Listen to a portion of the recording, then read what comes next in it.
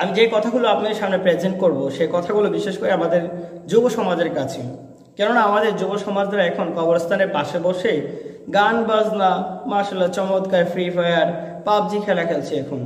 অথচ একটাবার ভাবা উচিত ছিল সেই কবরের মধ্যে কি ভয়ানক অবস্থা হচ্ছে। নবী সাল্লাল্লাহু আলাইহি ওয়াসাল্লামের সাহাবী হযরত উসমান রাদিয়াল্লাহু তাআলা আনহু যখন কবরের পাশ দিয়ে যেতেন তখন তিনি মূলত কান্নাকাটি করলেন, এবং তিনি কান্নার কারণ কি তিনি বর্ণনা করলেন, এই কবর হচ্ছে আমার জীবনের প্রথম একটি ধাপ হয়ে দাঁড়াবে আখিরাতের লাইনে।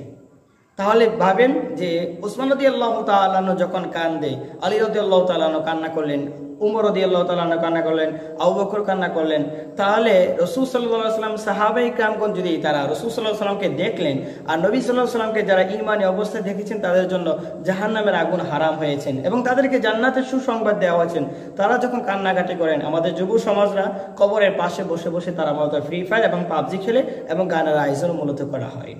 একবার ভাবা উচিত যে আপনি পৃথিবীর জমিন থেকে যখন মৃত্যুবরণ করবেন এই কবরে আপনাকে রাখা হবে, আর রাখার পরেই আল্লাহ রাব্বুল আলামিন দুইজন ফেরেশতা পাঠানো হবে।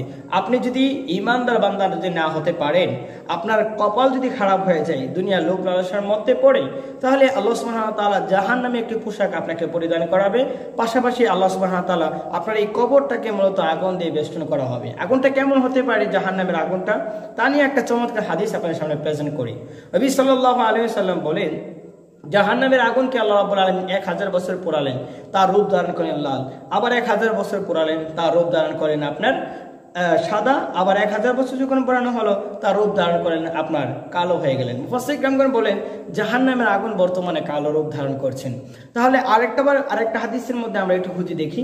নবী সাল্লাল্লাহু আলাইহি ওয়াসাল্লাম এক হাদিসের মধ্যে বলেন যে 69 ভাগ মূলত দুনিয়ার জমিনের ভিতরে পাঠান না, বরং 1 ভাগ পাঠিয়েছেন। আবার কোনো বর্ণনায় পাওয়া যায় 70 ভাগ মূলত জাহান্নামের ভিতরে রেখে দিলেন আর 71 ভাগের 1 ভাগ মূলত দুনিয়ার মধ্যে পাঠিয়ে দিলেন। তাই আসুন আমরা দেখি 70 ভাগ আগুন যদি আপনাকে জাহান্নামের মধ্যে ফেলে দেওয়া হয় আর 1 ভাগ যদি দুনিয়ার মধ্যে পাঠানো হয়, এই 1 ভাগের মধ্যে যখন আপনি নিজের হাতটা দিবেন, আপনার শরীরটা দিবেন, সেকেন্ডের ভিতরে বা কয়েক মিনিটের ভিতরে আপনি মূলত একদম শেষ হয়ে যাবেন। তাহলে একবার ভেবে দেখেন আপনার 70 ভাগ আগুনের ভিতরে যদি আপনাকে ফেলে দেওয়া হয় আপনার অবস্থাটা কেমন হবে। শুধু তাই না, এই কবরের ভিতরে রাখার পরে রাসূল সাল্লাল্লাহু আলাইহি ওয়াসাল্লাম বলেন জাহান্নামী বান্দাদেরকে একটি ফেরেশতার মাধ্যমে একটা আঘাত করা হয় তার মাথার মধ্যে।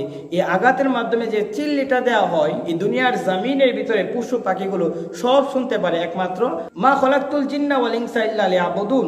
আল্লাহ বলেন এই দুই শ্রেণী মানুষদেরকে পাঠানো হয়েছে আল্লাহর ইবাদতের জন্য, একটা হচ্ছে মানব জাতি আর একটা হচ্ছে জিন জাতি। এই দুই জাতি ছাড়া অন্য যত জাতি আছে তারা মূলত শুনতে পারে এই চিল্লির আওয়াজ তথা কান্নাকাটির আওয়াজগুলো। এই জন্যই মুফাসসির কিরামগণ বলেন যে কবরের পাশে মূলত